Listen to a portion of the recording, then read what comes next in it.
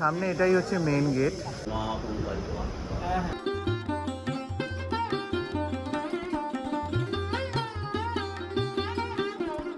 এটা 50 শিবলিঙ্গের তোলা হয়, এটা চৈত্র মাসে 24 তারিখ বা 25 তারিখ।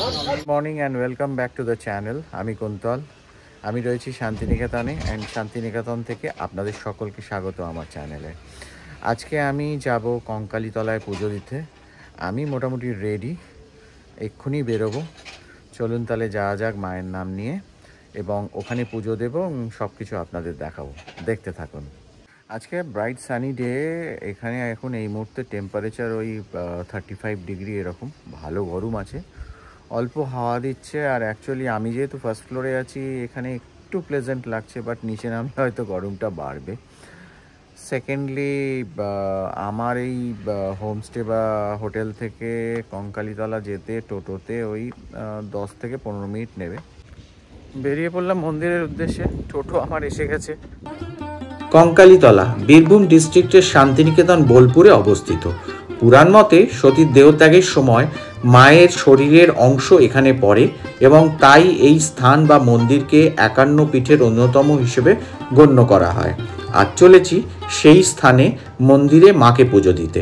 কঙ্কালীতলা মন্দিরে পুজো দেবার কি নিয়ম, পুজোর সময় বা কি এখানে দেখার আছে, মায়ের কোন অংশ এখানে পতিত হয়েছে, পূজার সামগ্রী কোথা থেকে নেবেন, ভোগ প্রসাদেরই বা কী ব্যবস্থা, এমন সব প্রশ্নের উত্তর পেয়ে যাবেন এই ভিডিও দেখতে দেখতে। টোটো ভাড়া করে আপনারা এখানে আসতে পারেন আপনাদের রিসর্ট বা হোটেল থেকে। ভাড়া নেবে 100 বা 150 টাকা। তবে বাসে করেও এখানে আসা যাবে। শান্তিনিকেতন বোলপুর থেকে আসতে হবে চিত্রামোড়, সেখান থেকে বাস বদলে কঙ্কালীতলার বাসে উঠলে তা নামাবে একদম মন্দিরের গেটে। এটা মন্দিরে যাওয়ার পথে মন্দির গেট। এখান থেকে মূল মন্দির 1 মিনিট টোটো করে। আমরা মেন রাস্তা থেকে বাঁ দিক নিলাম। এখানে পরপর পূজা সামগ্রীর দোকান রয়েছে, এখান থেকে আপনারা সামগ্রী নিতে পারেন।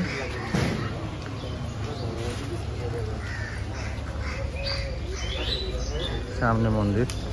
এটা হচ্ছে টোটো বা বাইকের পার্কিং এরিয়ায়। আমি যে টোটোটা করে এলাম সেই টোটো এখানে পার্কিং করলো।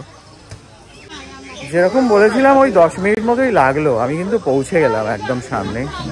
দেখুন সামনে এটাই হচ্ছে মেইন গেট। এর দুপাশে দোকান পূজা সামগ্রীর, আর আমি এমনিও দেখালাম। এই সোজা রাস্তা দিয়ে আমি এলাম।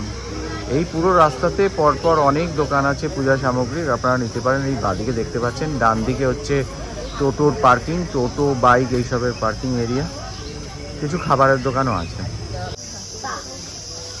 মন্দিরের মেন গেটের কাছে একটা বড় ঘন্টা। এই আমি প্রবেশ করলাম।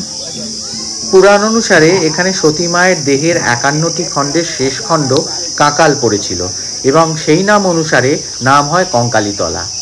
এই হচ্ছে এক ঝলকে সামনের পুরো এরিয়া।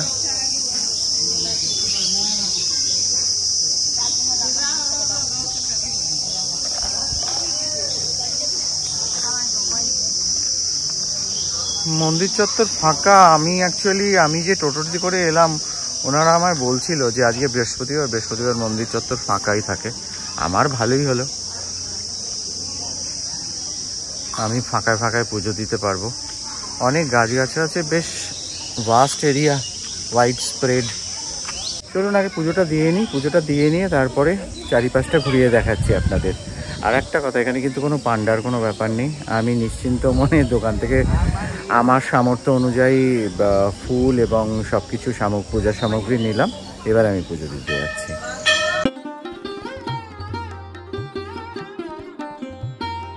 মায়ের গর্ভগৃহে মাটির বা পাথরের কোনো মূর্তি নেই। আছে মায়ের ছবি, যার ওপর পূজা করা হয়। তার নিচে রয়েছে মায়ের পাদুকা এবং ঘট।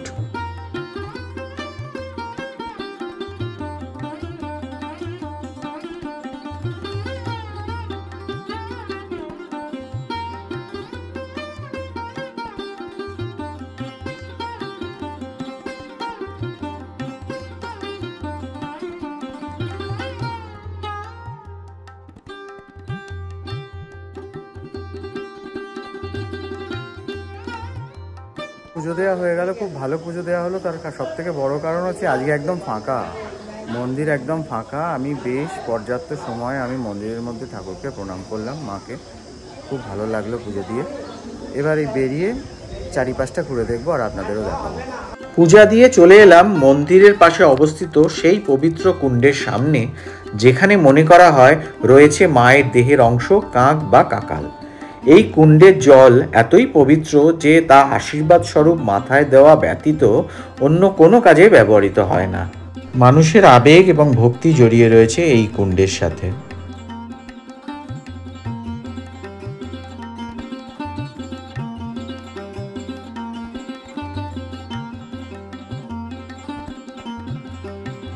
নাট মন্দিরের মাথায় দেয়ালে সতীমাতার যে 51টি খণ্ড, তার ছবি এবং কোথায় তা পড়েছে তার বিবরণ দেয়া আছে।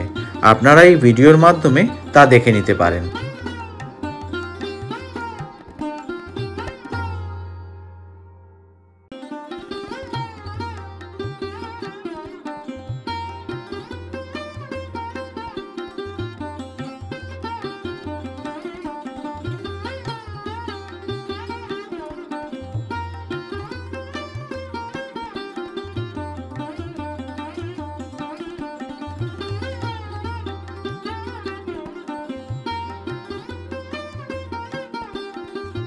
দেখতে পাচ্ছেন বলিকাষ্ঠ, যেখানে বিভিন্ন তিথিতে পূজা হয়। মন্দির চত্বরে অনেক কিছু বিক্রয় হয়, যেমন মায়ের ফটো, মালা ইত্যাদি, যা আপনারা ঘুরে দেখতে পারেন।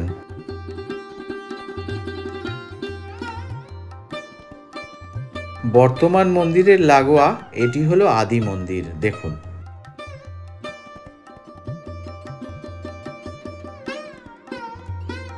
মন্দির প্রাঙ্গণে রয়েছে বটগাছ বা মনস্কামনা পূরণের গাছ।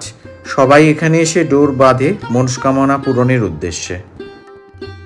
আচ্ছা, আমি মন্দির চত্বরের ভেতর দিয়ে না, এখানে প্রচুর গাছ আছে। আপনাদের দেখাই, এদিকে রয়েছে ভোগ মন্দির। নিত্য পূজার পর ভক্তদের মধ্যে ভোগ বিতরণের ব্যবস্থা আছে। সাধারণত 12:30 থেকে দুপুর 2:30-এর মধ্যে ভোগ বিতরণ হয় বা বসে প্রসাদ গ্রহণের ব্যবস্থা হয়। তবে তার জন্য কুপন নিতে হয়, যার মূল্য 60 টাকা করে, আর বেলা 11টার মধ্যে এসে সেই কুপন সংগ্রহ করতে হয়।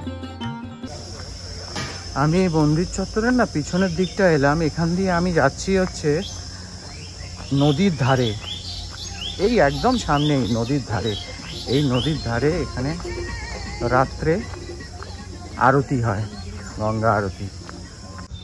চলে এলাম নদীর ধারে, এখানে এই গঙ্গা আরতি হয় রাত্রে।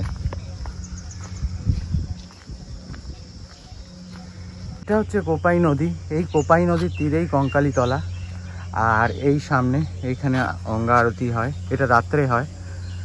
আমি গতকাল রাত্রে এসেছিলাম এখানে দেখার জন্য। খুব সুন্দর, আমার দেখে খুব ভালো লেগেছে। আর এই হচ্ছে সেই কোপাই নদী, যে নদীর তীরে কঙ্কালীতলা।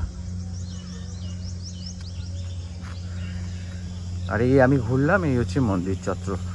প্রচুর গাছ রয়েছে, তো আপনারা মন্দিরটা দেখতে পাচ্ছেন না, কিন্তু এইটাই হচ্ছে মন্দির চত্বর।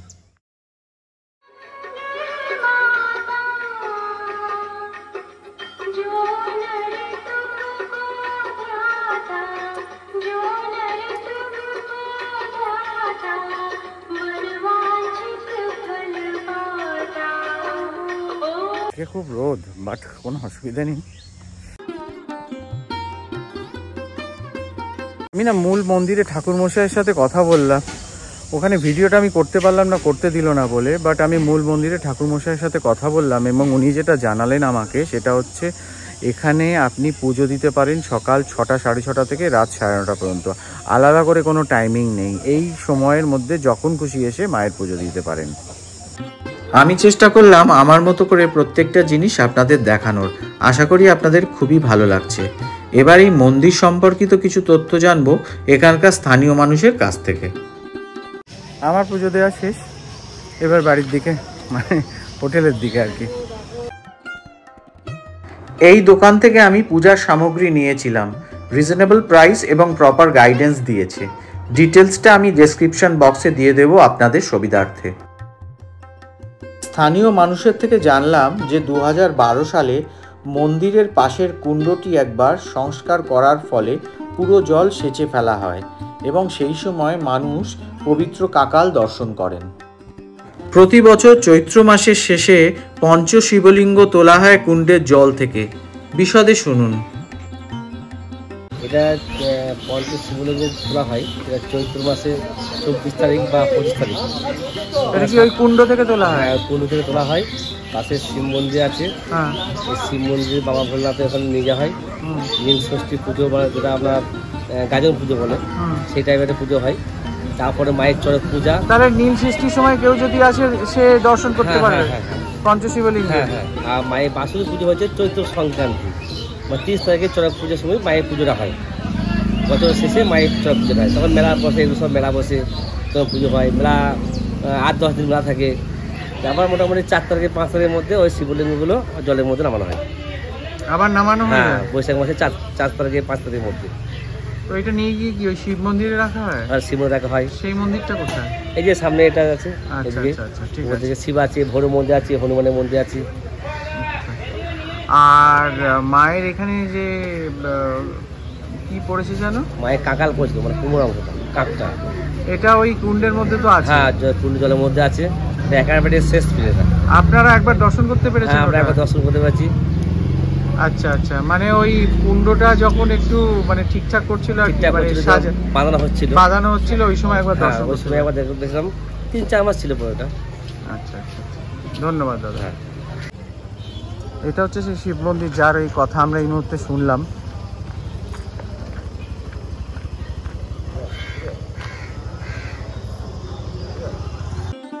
আমি দর্শন করলাম এই পবিত্র শিব মন্দির, আর আপনাদেরও দেখাই।